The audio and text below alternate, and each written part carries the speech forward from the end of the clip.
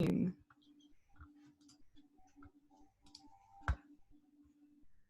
Jazz, I was going to ask because somebody was telling me that they're going to miss Mo's session and they wanted to see if they could watch it later. We'll definitely have it saved up and uploaded onto our YouTube, and I'll make sure that you get the link. Awesome. Awesome. Can everybody see my screen? Just realized I might need to redo this so I can get computer audio. 1 second. Oh, hey, Eric. What's up? Congrats, Mo, by the way. Thanks. Yeah, super amped up.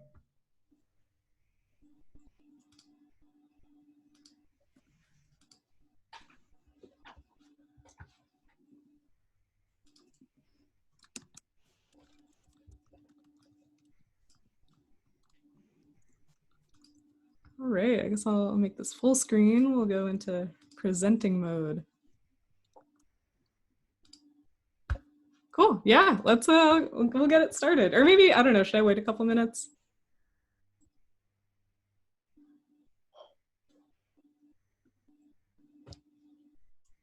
I'll give it until let's just 11:35. Yeah, there you go. How's everyone doing? And feel free to get on the mic before 11:35. Yeah, go for it. Or if anybody like has any questions or comments throughout, definitely want this to be as interactive as possible. Mo, first question. Yeah. Is this your own font? Did you create this font or did you pull it from somewhere? If it is, what is its name? What name did you give it? This is a good plug for my friend N. My friend N from undergrad, they made this font for me. They do graphic design in New York. But yeah, definitely check out their work. I believe their Instagram is just ENNE Goldstein. When they made it for you, Mo, did you have a conversation about what you were hoping to evoke with the design? Well, actually, so this is kind of like their signature style, and they had been making some like posters and stuff, and so I was like, hey, like I really like sort of the style. Would you be down to do something like that? And that's how this came to be.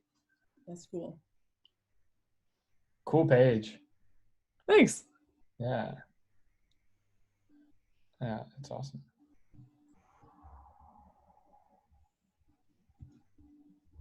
Cool. Well, let's give it a whirl.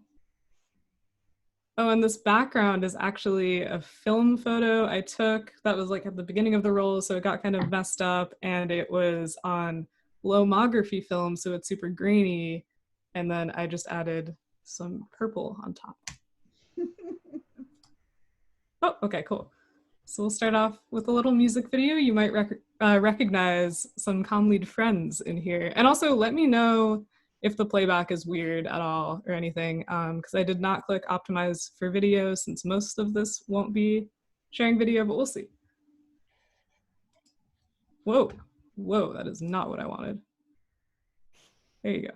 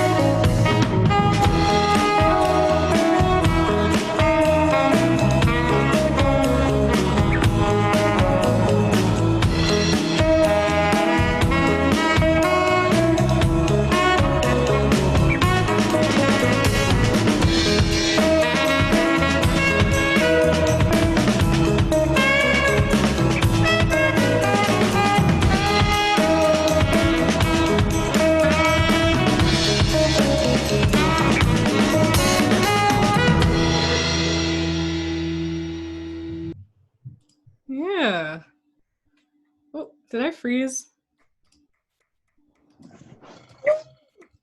I think my video froze, but you can still hear me, right? Oh, yes. Okay, cool.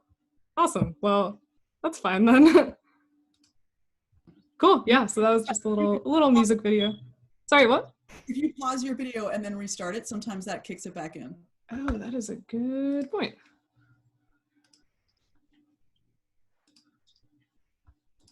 Oh my God, I don't even know where my Zoom controls are. Oh, in your, just in the corner of your little window on the 3 dots.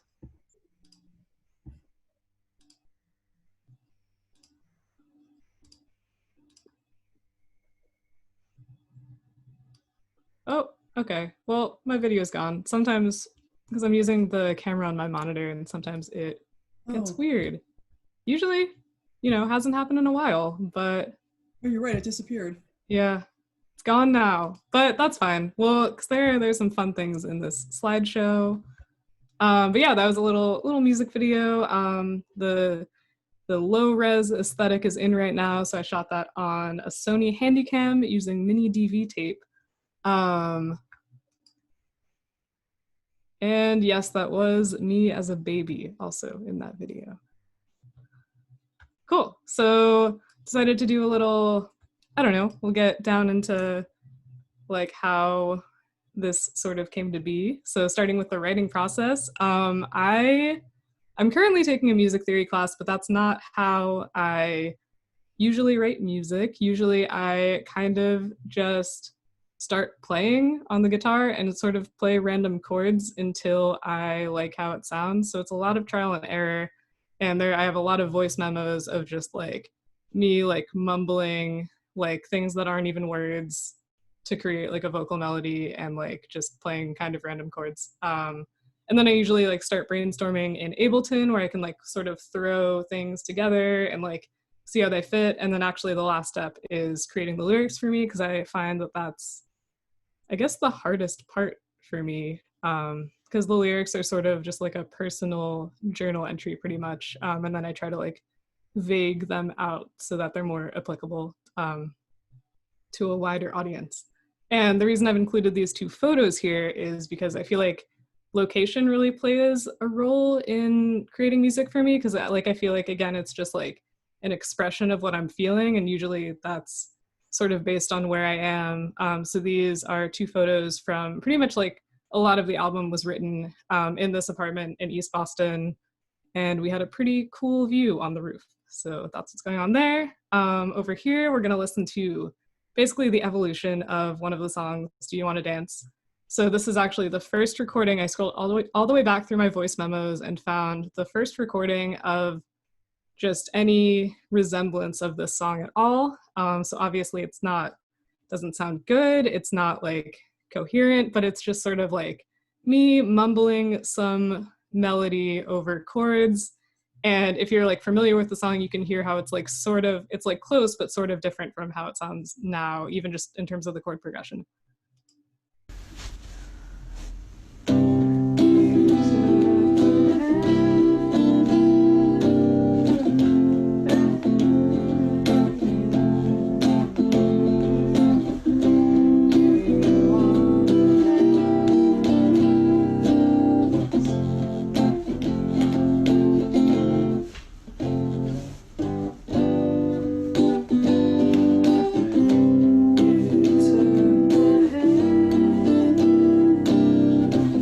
So very, very intimate, very personal. When I recorded that, there's no shot I would think that anybody would ever hear it. But I thought it would be fun to include just to sort of, because that's literally what I do. Like I just sit there and I'll like start playing stuff and then I'll be like, that doesn't sound good. And I'll like stop and then I'll like reset myself and start over.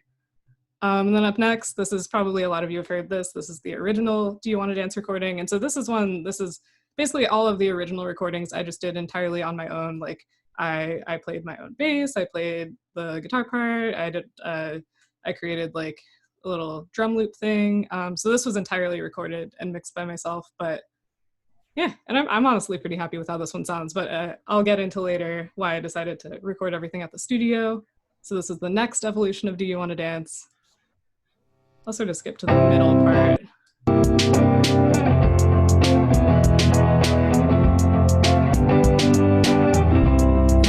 took my hand.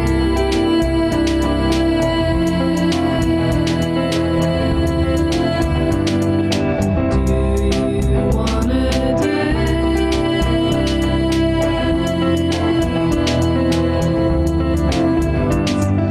And then finally, the new version, the current version, which I don't think, like, it's not like the, you know, it's just a different version, I guess. But this was like, I really wanted to have live drums in it. And yeah, here's the new form of Do You Want to Dance. I'll skip sort of to the back. You took my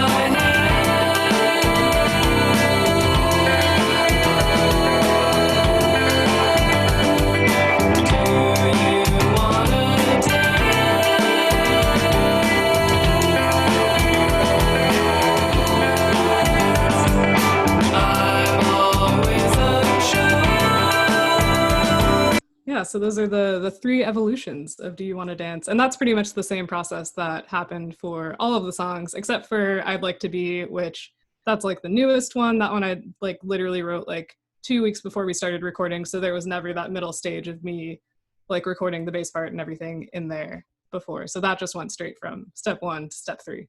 But most of them went step 1, step 2, step 3. Cool. The decision to record at a studio. I'd recorded these on my own, and for a while I was like, I can only publish things as Mount Planet if I'm the only one working on it, because it's like such a personal project for me. But then I was like, I really love the sound of live drums, and I just wanted to, I don't know, I wanted it to be recorded with professional mics, and I wanted it to be, you know, recorded with high quality preamps. And it's something where like the recordings I had didn't feel complete. And like I wanted to have like a full album that I felt proud of, and like at that point I didn't have that. And then my friend Cosmo, who's now my roommate, works at Avast Recording Studio, so he at one point just brought up like, oh, like we should record it there. And I was like, you're right, that's a great idea. And that's how that happened. So here on the left is a photo of the setup for miking up my guitar. You can see that's my amp, my little blue Princeton reverb amp, and we've got a Neumann mic, which again, that's something like, those are beautiful microphones, and just like being able to use that mic, I feel like really elevated the situation. On the right, we have a Rhodes piano that was also just at the studio. It's also literally been one of my dreams to both record and play on a Rhodes piano. It's like my favorite piano sound besides the Hammond B3 organ. So that was super rad. And here's a little video from the recording process. I guess this is kind of just us listening back to it, but it gives a sense of the vibe, the situation, the atmosphere.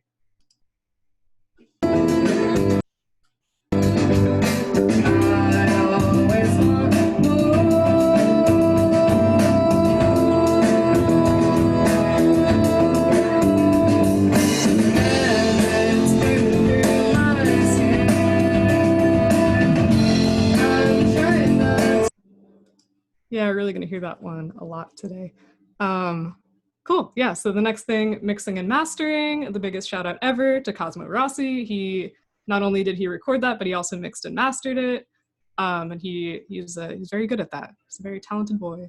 Can you explain mixing and mastering just like at like a really base level? Yeah, totally. So mixing is basically like getting the balance right within the song. So like making sure like the bass is loud enough and like the vocals are loud enough, and just making sure everything is like clear and balanced, and also like doing some EQing, whatever effects you want to throw on there.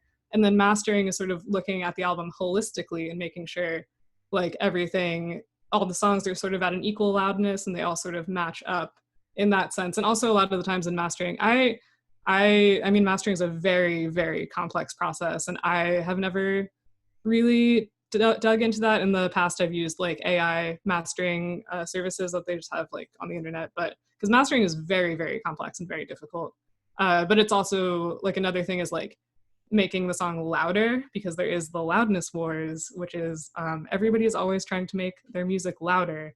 And so you want to make sure, like if you just mix something in like Ableton or Pro Tools, it's probably going to be like pretty quiet compared to like what you listen to on Spotify or on Apple Music. And so it's a very complex process to get your music loud enough, but you're not literally like raising the volume because that's going to cause clipping. So you have to sort of use like compressors and figure out how to get it louder without, you know, messing up the actual quality of it. Yeah, and so here it's kind of a subtle difference in terms of these two tracks, but just to give like an example of the difference that mixing makes, this is, the first track is before mixing and then the second track is after mixing. So I'll skip to like the vocal part. I'd like to be the only one in your heart, the only one in your heart. Oh baby, please, let's go back to the start. Let's go back to the start. And then this is after both mixing and mastering. So first of all, you'll notice that it's louder and also just everything sounds more polished. I'd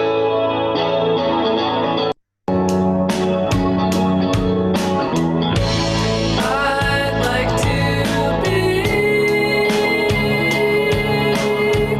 the only one in your heart, the only one in your heart.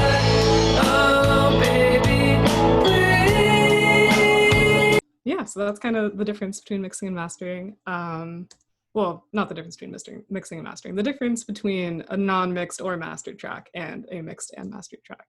And again, giant shout out to Cosmo. He crushed it. We spent basically like the first like 2 months of quarantine just like texting back and forth being like, okay, like this sounds good, but like I kind of want like the vocals louder and stuff like that. So that was the process there. The album cover, this is kind of a fun thing because I don't really consider myself like a visual artist, but I made this thing, this album cover, which started from this photo that I took in East Boston, again, sort of where a lot of these songs were written. This was like on the sidewalk just down the block from our apartment. And I remember it was like a warm summer day. It was super hot and humid. And I was just like walking to the T over to the Blue Line. And I saw this like TV on the side of the road with this like plant that like, I mean, that was a plant that was coming out of like the ground, obviously, but it like looks like it's coming out of the TV, which I thought was really cool. And like, I liked like the grittiness of the cigarette butt on the ground. So I was like, when I took that photo in 2018, I was like, I want to use this for something at some point. And then here we are. I finally found the chance to use it for something at some point. And so I drew it, and then I was like, but it can't just be that, so I have to do something else. And then I sort of went a little off the deep end, and I was like, okay, I'm gonna paint all of this. So I painted it, and then it like looked really bad because like I wasn't like mixing the paint in a way that like looked good. But then I brought it into Photoshop and I manipulated the colors, so now they're not muddy and gross like they were when I originally painted it. And then again, the text on the TV that says "No Fires" is original text by my friend N. Goldstein.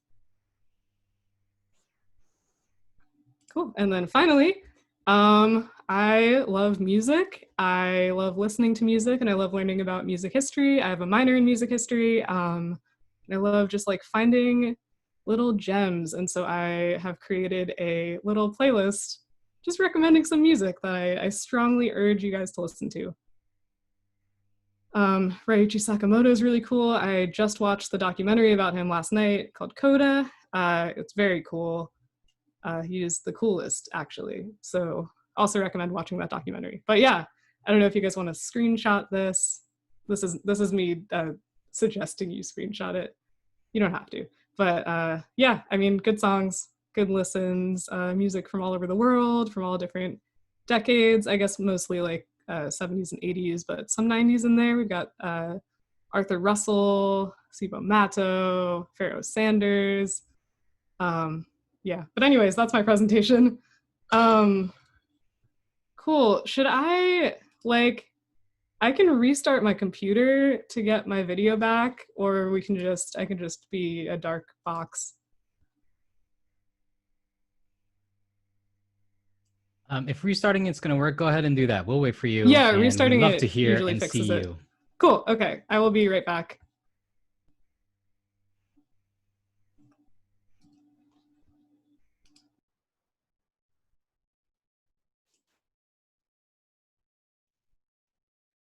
Hi, everyone.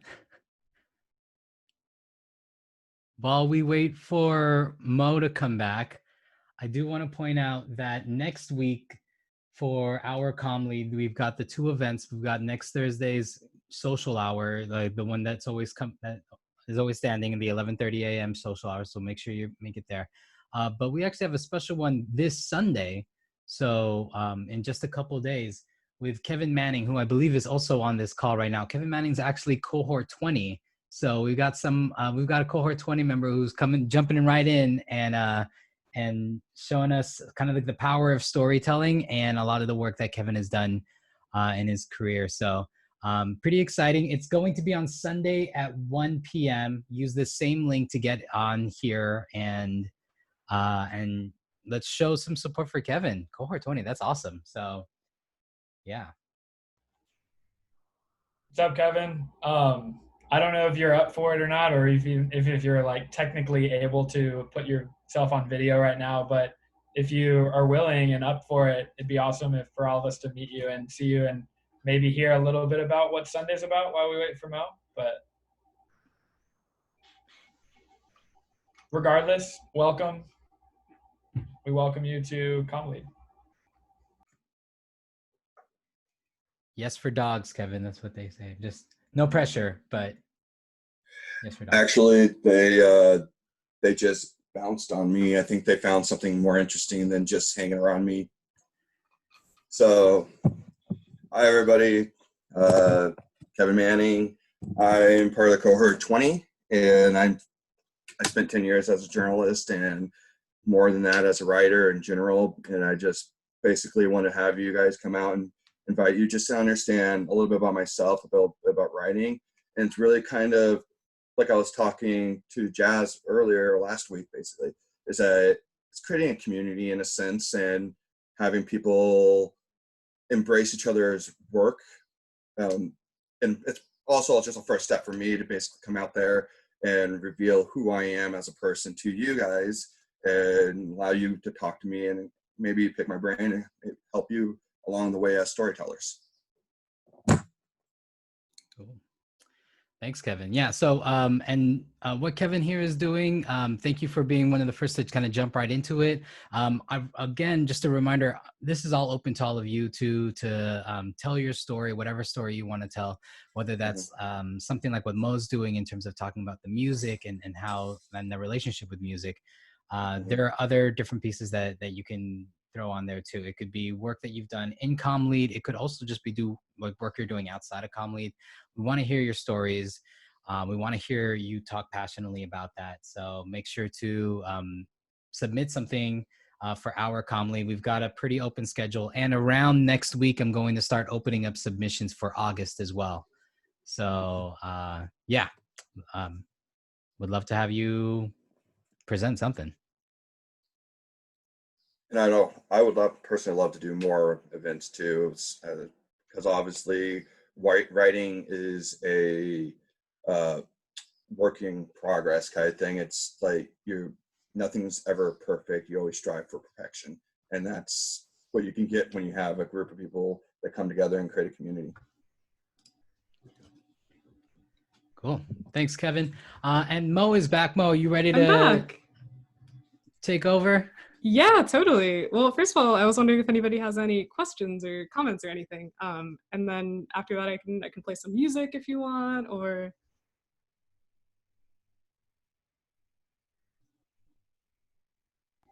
Mo, first question.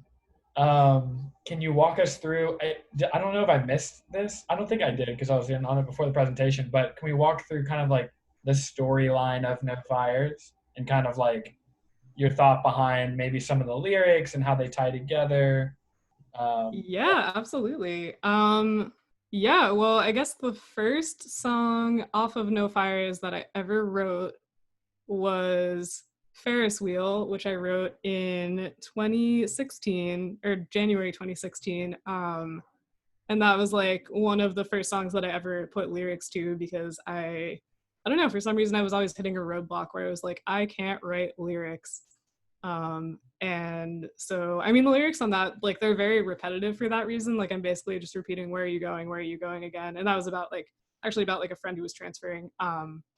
But yeah, I mean, they're all like very personal. They're mostly about like, you know, like love, unrequited love, specific people.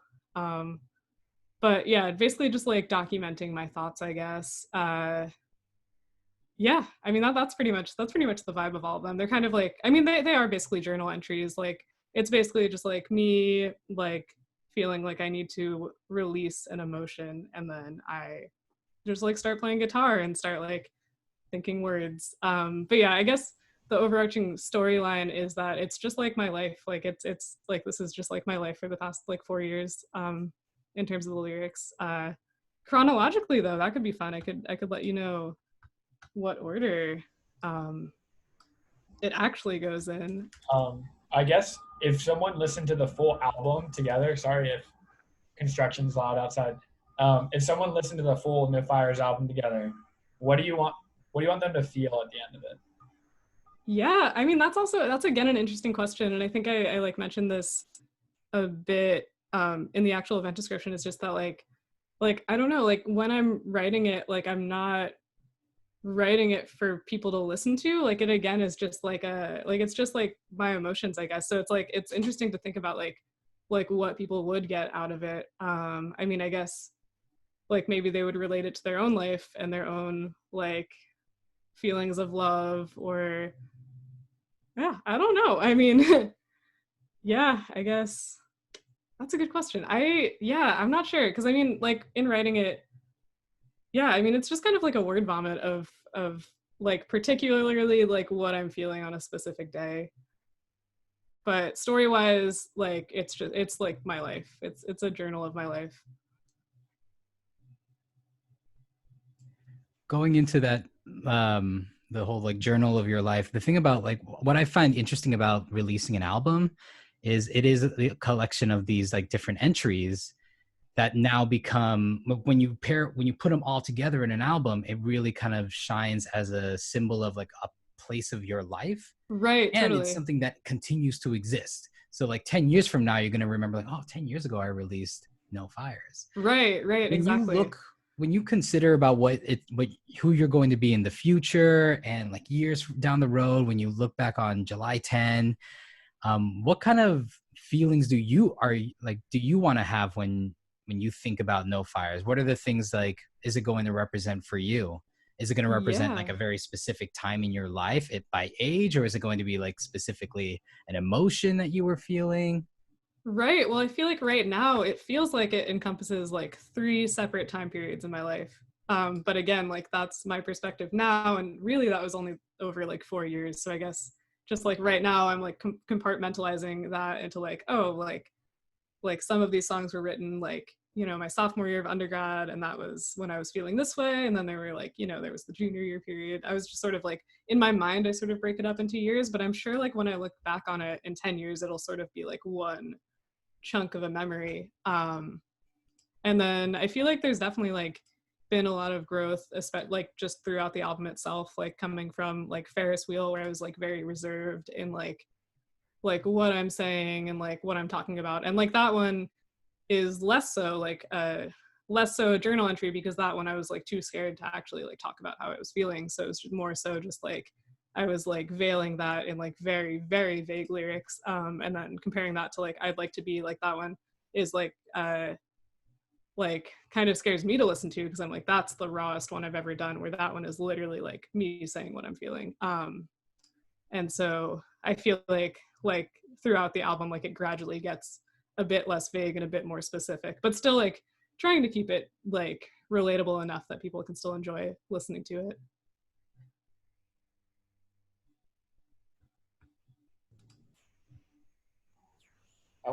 I wanted to ask a question about harmonies. Yeah, totally. So I've been like around kind of a musician and are in bands and stuff for a really long time. But like singing has always been the hardest part for me, and being on that, like harmonizing is really difficult. So I was curious if you have any, like, if you can explain like how you learned how to do that, and like it sounds like maybe on the recordings you're kind of harmonizing with yourself.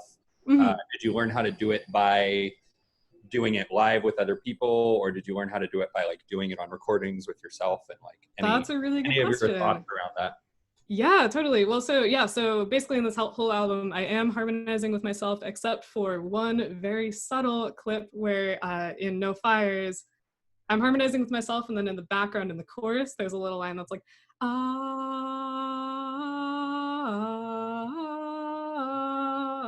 and that is my friend Jasper, who is Lorenzo and Cosmo's other brother, and he just like happened to be there at the studio that day, and we were like, this would be fun to like, let's have Jasper do it. So he's also in there. But yeah, in terms of like learning how to harmonize, I played French horn in like from elementary school through high school, I guess for like 8 years total. And the like French horn is, I mean, you have like the valves to press down, but more so than that, it's like more about like you have to hear the note to play it. Because like one key is like pressing down one valve, you can pretty much play like almost any note. You can kind of play like probably like, I don't know, 8 notes. And so like you're singing into it almost. Sorry, what? Like you're singing into it almost. Yeah. I mean, not like singing, but like you have to think the note before you play it. You can't just press down a button and play, because then like it could be any note. You really have to think about what pitch you're about to play. And so I think like learning that at like an early age like helped me with harmonies, and also because the French horn usually plays like the harmony part. It's never the main melody. It's always like an accompaniment to like the trumpets or saxophones. So I feel like it was really instilled in me to just like be able to recognize like where the harmonies are. But again, like and then I don't really know how to talk about that I mean, now I can sort of talk about it in a music theory way afterwards, because I am taking this class. So now I could say like, oh, like this note is like the like major seventh of the scale. But like when I was actually writing those, I wasn't thinking about that. I was just sort of experimenting and like finding things that sound right. And often like a lot of the times when I listen to music, I just like hear, like I just like I'll start singing along in my head. So it basically like, I don't know, I feel like it's like the song just like, I don't know, it just manifests itself. So do you know in your head, like when you're writing the song, oh, this would sound good with a major seventh harmony or something like that? Or do you like record it and then like sing along with it and figure that out? Well, yeah, exactly. Because I never think about it until now that I am taking this music theory class, not to bring that up like a million times, but like now, like I can be more aware of that. But like, yeah, previously, like when I was writing all of the songs on that album, basically I would just like, start playing the song and just be like, and just like sort of randomly sing stuff until I like how it sounds. It's a lot of trial and error. And nothing's really an error because you're creating something. So, I mean, like, if you don't like how it sounds, then theoretically it's an error and you might not want to pursue that sound, but you also could, like, nobody is stopping anybody.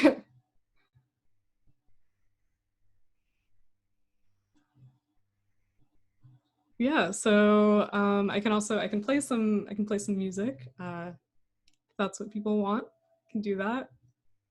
Yeah, cool.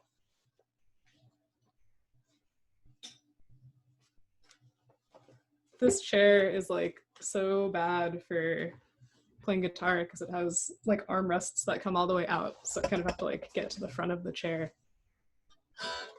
Great, cool. Is this in tune? Probably, maybe, I don't know. Does anybody have like a specific one they want to hear? Or if not, I can just... Oh wait, we have a question from Izioma. Oh, what genre? I feel like, yeah, that's always a really hard question for me to ask, because that's also like not something, because I guess I don't really think about anything when I start writing music. Like it just like happens. And so I don't know, people have called it indie or like I mean, I guess it's like indie, which is not even really a genre, but yeah, I mean, I don't know. Like that's a hard question to answer, because I mean, I feel like it definitely, like it has, I mean, in the chords, it has some jazz elements, like with the major seventh chords. And then it has like a bit of like both like funk inspired bass lines and like Paul McCartney inspired bass lines. But like, obviously that's not like the genre as itself. Those are just like elements that I was inspired by. So yeah, I guess the genre would just be indie, but yeah, I can play Do You Want to Dance? Cool. All right.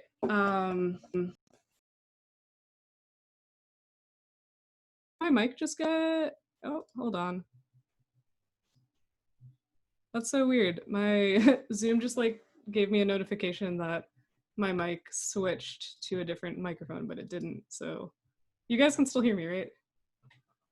Cool. Yeah, we can do You Want to Dance? And then All I Want.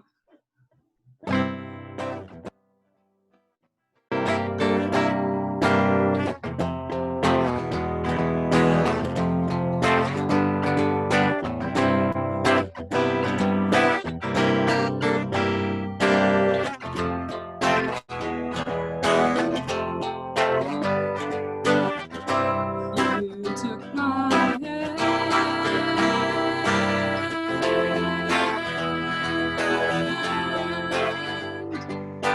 Do you wanna dance?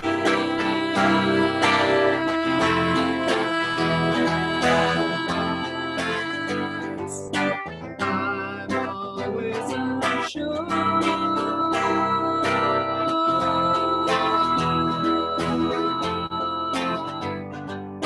I always want more.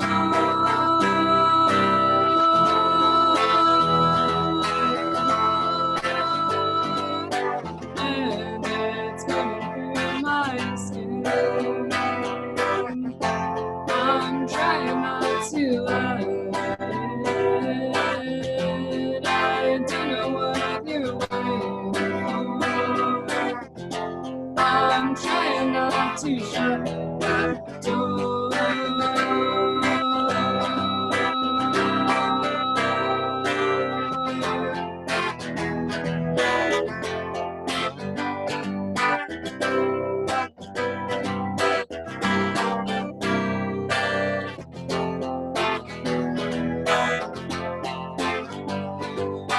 Come along with me.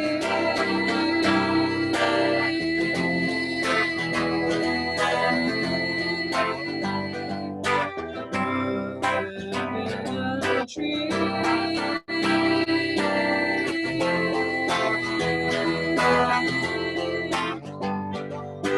On the ocean floor.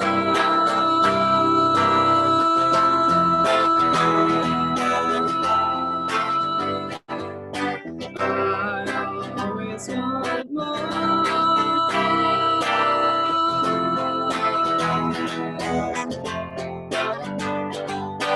And it's coming through my skin. I'm trying not to let it. I don't know what you're waiting for. I'm trying not to shut that door.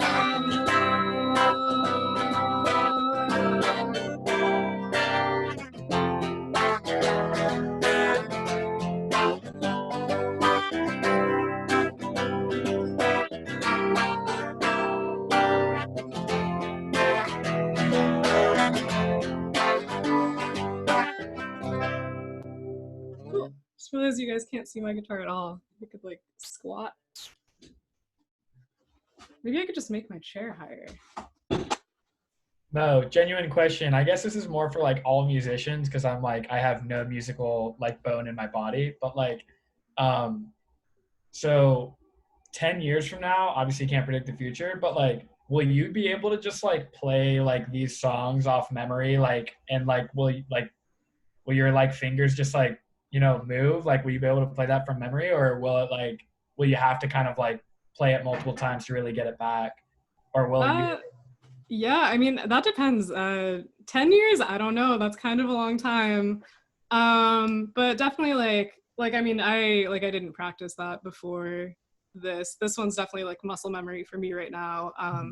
But yeah, muscle memory does go away eventually. I don't know specifically how long. I'm sure it's different for a lot of people. I also like am so bad at remembering my own lyrics, so I do forget my lyrics a lot. Not for the songs I play a lot, but like for Where You Are, I always forget the lyrics. For Ferris Wheel, I actually forgot the lyrics in such a way where they actually changed from like the first recording of Ferris Wheel.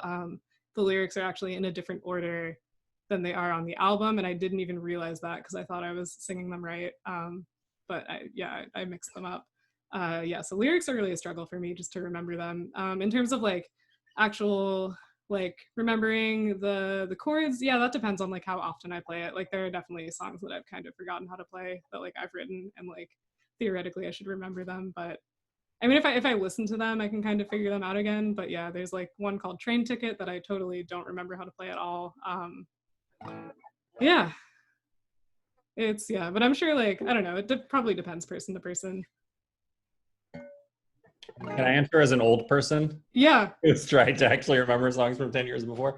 I think muscle memory is definitely a thing that you get back into the groove of it if you're like practicing every week or something like that. Right. And I've noticed also that like when I'm trying to remember something from way a long time ago, oftentimes like my brain gets in the way of what my body actually remembers, and I like think it, and I'm like trying to like visualize it, you know, like where it is, like what the position is and stuff like that. And if you can like turn your brain off, then you actually like know it. Totally. But you overthink it a little bit. Totally. That's actually another interesting thing about like how I play music, because again, like I really I think Paul McCartney didn't read music, but I mean I know how to read music, I just like can't connect it like to the guitar for some reason. Like I can do it for French horn and I still can, like I just tried to play French horn recently and I still like know the fingerings and like can read the notes, but for some reason on guitar like I can't do that at all. And like so like literally everything I play on guitar, like I'm not even thinking like about what chord I'm playing, I'm just like remember where it is on the neck. So it's like literally all muscle memory for me. I mean, like obviously, like I know, like I can go back and be like, that's an A chord. But usually when I'm playing, I just like know where it is on the neck and know where my fingers are. But yeah, I'll do maybe like one more, two more, do some more questions, or I don't know. Yeah, and thank you, Jazz. Thank you for planning all of this.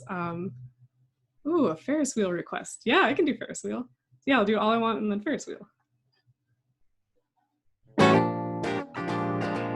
Actually, I'm gonna do this one. We're gonna do the fast version. All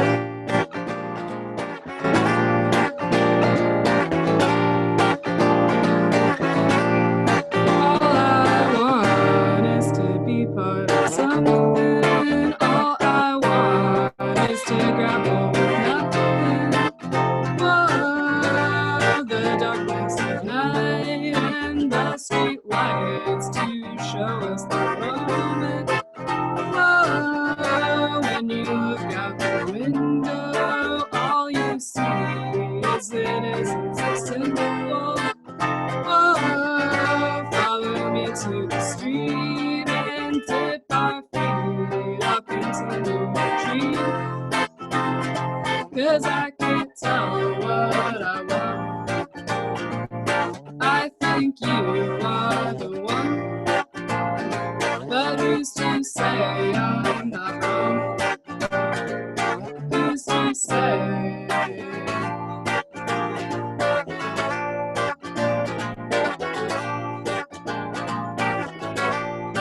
All I want is a new motivation. All I want is escape from stagnation. Oh, you show up in your dreams, but what does it mean? Gotta stick to reality.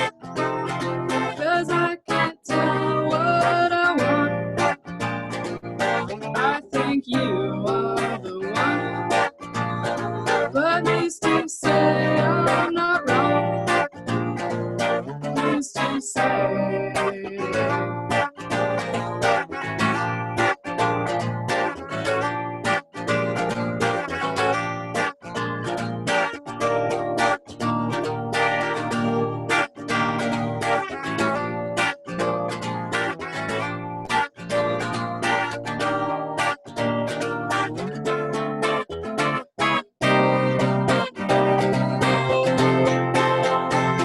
Cause I can't tell what I want. I think you are the one, but who's to say I'm not wrong? Who's to say?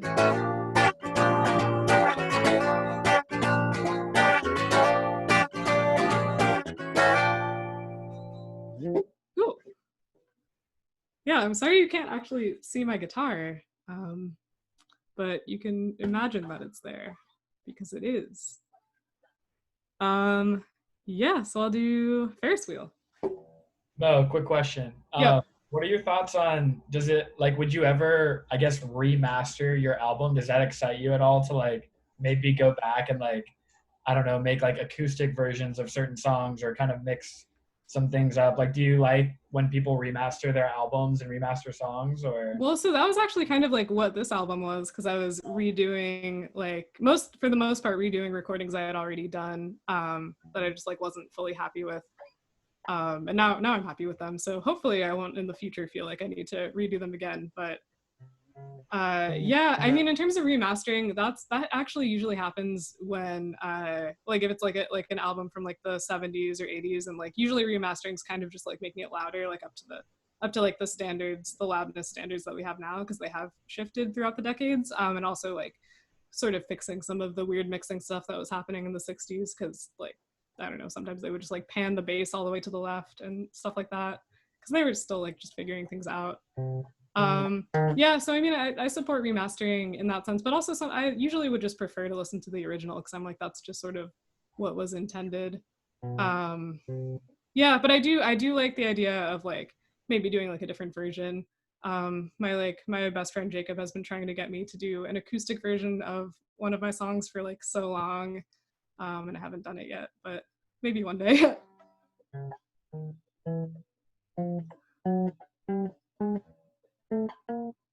Cool. Yeah, so I'll do Ferris wheel. This chair, it's so bad for this purpose.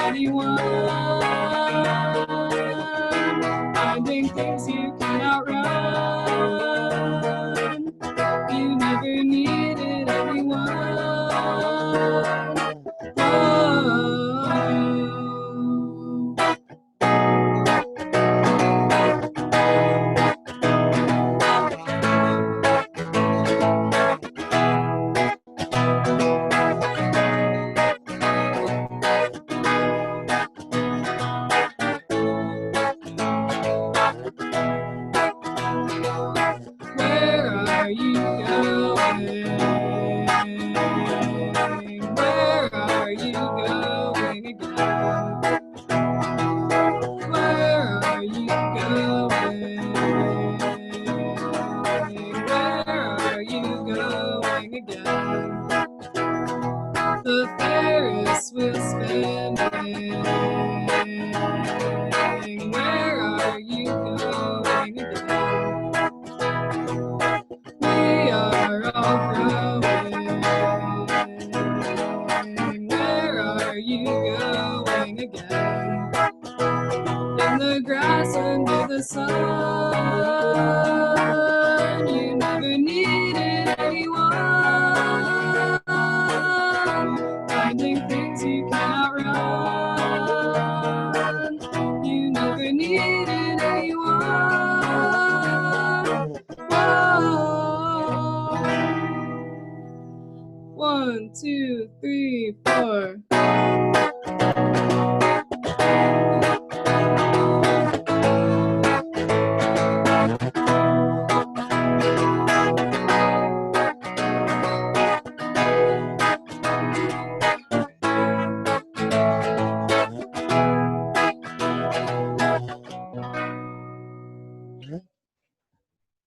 Cool. Thank you. Yeah, and thank you everybody for coming. Yeah, this has been really fun, and I'm really happy that a lot of you, it seems, have like really enjoyed my music and been listening to it. That's something that like I don't know, like I've always hoped that people would like it. Oh, yeah.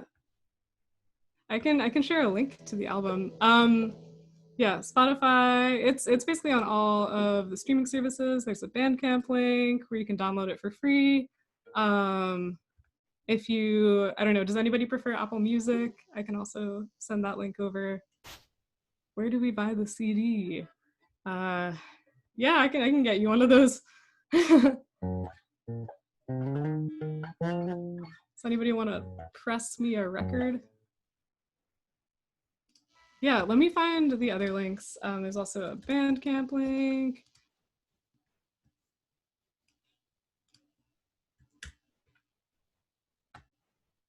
Oh, I do kind of want to make like shirts or stickers or something. So if any, or masks, that would be fun.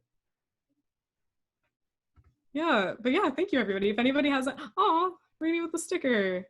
Yeah, if anybody has any like final thoughts or questions or anything. Yeah, and thank you for just like spending an hour listening to the inner workings of my mind. Oh, I have a question. Last one. Mo, so do you have any new original music for an album for later on in a couple of years? Yeah. I mean, I actually literally last night was like, oh, I can finally start writing new music again, because like, I don't know, like during this whole album process, this was like my whole focus. So I like have just been focusing on that instead of like writing new stuff. And now I'm really excited to start writing new stuff, especially like taking this music theory class and hopefully like trying to do things that are like a bit more complex theory wise. And I was super inspired by the Ryuichi Sakamoto documentary last night. So I kind of want to do something like synthy, like maybe like 80s synth style. But we'll see what happens. Yeah, last night I was just writing something and I already forgot what it was. So maybe I can remember. Oh, it was something like this.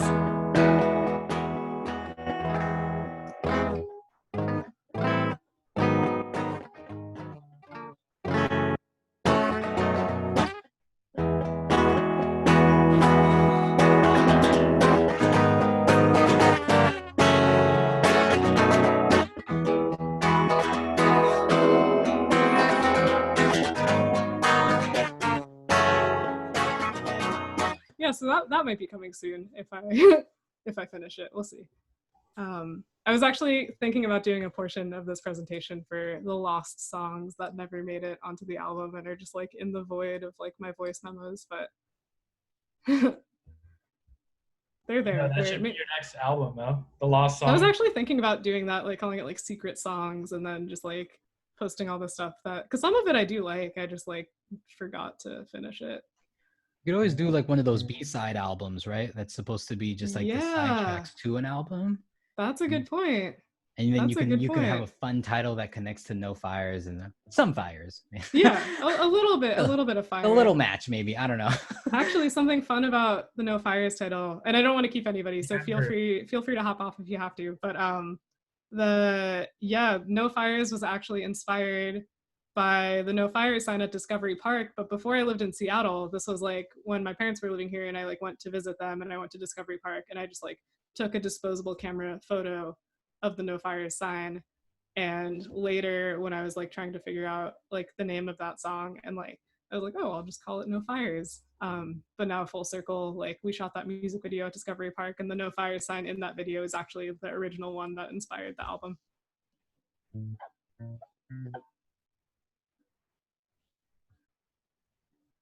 But yeah, I guess that concludes this. Yeah, and again, like thank you so much for coming. Like it means a ton to me, and especially that you guys are still here after I've just been like rambling for an hour.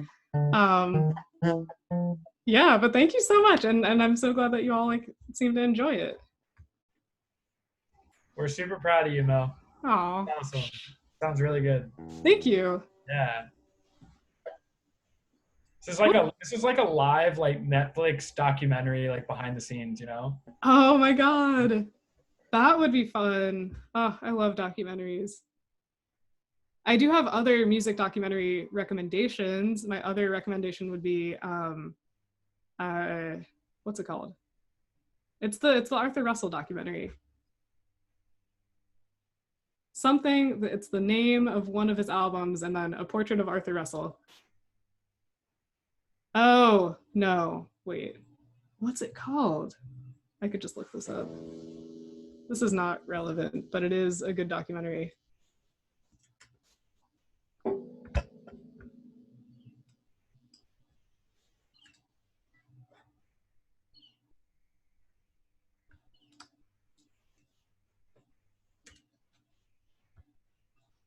Oh, okay. It's Wild Combination, A Portrait of Arthur Russell. So definitely recommend that. I recommend Coda, which is the Ryuichi Sakamoto documentary. And I've been wanting to watch one of the Brian Wilson documentaries, but I haven't seen it yet.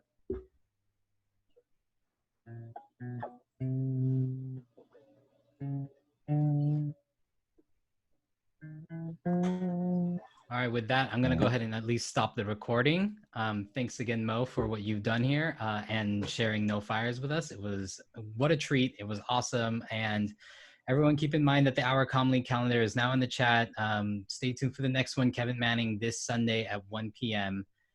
Use the same Zoom link to check it out. And then we'll see you all at the social hour this Thursday too. So awesome. Thank you so much for planning all of these, Jazz. Oh, of course. Thank you for sharing your music. It was awesome. So I'm going to stop the recording, but Mo, I want you to stick around for just a sec. Yeah, absolutely.